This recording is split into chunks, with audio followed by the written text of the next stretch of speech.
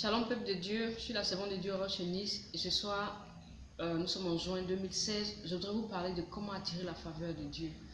Et l'histoire que nous allons lire, c'est l'histoire de Ruth. La Bible dit quand on lisait Ruth 1 au verset 2 qu'il y avait un homme du pays de Juda qui est sorti de Juda pour aller à Moab avec sa famille, c'est-à-dire sa femme et ses 2 enfants, à cause de la famine. Donc il quitte la présence de Dieu qui est Juda et il va dans le monde qui est Moab.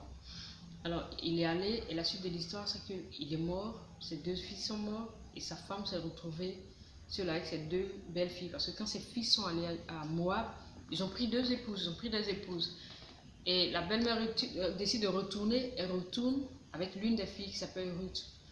Une fois à Juda, Ruth s'est levée de bonne heure, elle allait chercher du boulot.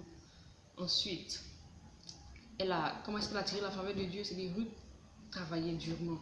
Elle lui dit que le monsieur dans le champ de qui elle allait glaner, ce monsieur Boaz, a dit: j'ai entendu le témoignage, j'ai reçu un bon témoignage de toi de par mes serviteurs. Pourquoi? Parce que quand Boaz est arrivé dans son champ, qu'il a demandé: mais qui est cette jeune fille? On a dit: elle s'appelle Ruth et elle glane depuis le matin. Donc comment est-ce que Ruth a attiré la faveur de Dieu? Elle a attiré la faveur de Dieu par son travail. Elle travaillait dur, elle a travaillé dur. Elle a quitté Moab, elle est venue à Juda. Elle avait tout perdu, son mari n'était plus là, son beau-père n'était plus là, il fallait travailler pour s'occuper de sa belle-mère qui était avancée en âge.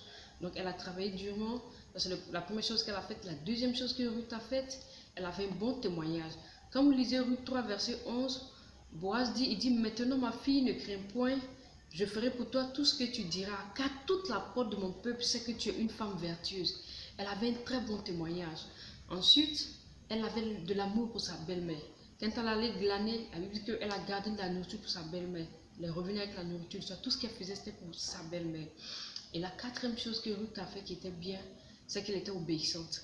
Chaque fois que sa belle-mère lui disait: fais ça, sa belle-mère lui dit: va te coucher à l'air, va te faire ça, va faire ceci, va faire cela. Elle ne discutait pas.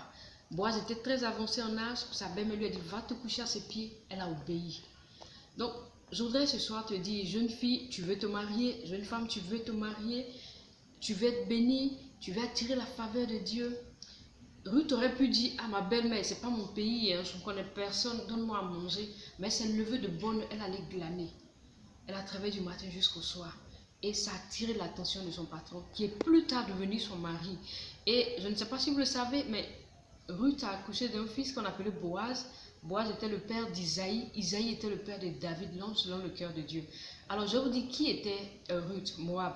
Quand vous lisez Genèse 19, verset 27 à 28, si je ne m'abuse, ou 37 à 38, je vais vérifier, la Bible dit que quand Sodome et Gomorrhe, ces villes ont été détruites, et que Lot est sorti de cette ville-là, ses filles l'ont enivré, elles ont eu des rapports avec lui. L'aîné a accouché d'un garçon qui s'appelait Moab, et la seconde Ben-Ami.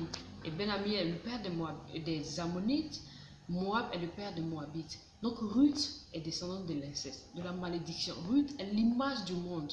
Donc voici cette femme-là qui a compris qu'elle était dans le monde et il fallait sortir du monde pour aller vers le Seigneur. Donc Judas est l'image de l'église. Ruth a quitté le monde, elle allait à l'église. Elle n'a pas dit: bon, je me suis donné au Seigneur, il dit qu'il est mort pour moi, donc je me laisse agir, il faut qu'il fasse tout. Non, elle a travaillé dur. Elle bossait durement du matin jusqu'au soir, elle glanait. Deuxième chose, elle était obéissante. Troisième chose, elle avait de l'amour pour les gens autour d'elle, pour sa belle-mère. La quatrième chose, elle avait un bon témoignage. Ma soeur, tu veux te marier, quel est ton témoignage? Qu'est-ce que les gens disent de toi? Qu'est-ce que celui-là qui est ton futur mari entend de toi comme témoignage? Qu'est-ce qu'on lui rapporte comme témoignage? Boaz a dit que tous les gens de son quartier, de son pays, de sa ville, si vous voulez, disaient de bonnes choses de Ruth. Qu'est-ce qu'on dit de toi? Est-ce qu'on dit de toi que tu es une bagarreuse, tu es une voleuse, tu es partout à la fois? Si tel est ton témoin, il faut que tu changes. Est-ce que tu travailles durement? Ruth glanait du matin jusqu'au soir. Est-ce que tu es obéissante? Parce que quand tu regardes, c'est comme Naomi était l'image du Saint-Esprit qui donne des instructions à Ruth, qui est l'église, et Boaz qui est comme le représentant du Seigneur Jésus, qui représente ici le Seigneur Jésus. Est-ce que tu obéis à tes parents, à tes autorités, même à tes patrons? Est-ce que tu es un bon témoin? Est-ce que tu travailles durement? Est-ce que tu as de l'amour pour ton prochain? Si tu as tes 4 choses-là, tu es sûr que tu peux attirer la faveur de Dieu. Alors ce soir, je voudrais que tu pries avec moi. Tu dis: Seigneur, vraiment pardon, parce que Je prie, Seigneur, je me plains chaque fois que je ne suis pas béni. Je me plains chaque fois que, Seigneur, ma bénédiction tarde. Mais en fait, aujourd'hui, j'ai compris que c'est à cause de mon comportement, à cause de mon mauvais témoignage, à cause de ma paresse, à cause de ma désobéissance, à cause de ce que je n'ai pas d'amour.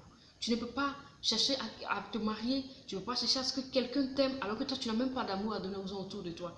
Si tu n'es pas obéissante à tes parents, aux autorités qui sont sur toi, tes patrons, tu ne peux pas être soumise à ton mari. Tu vois.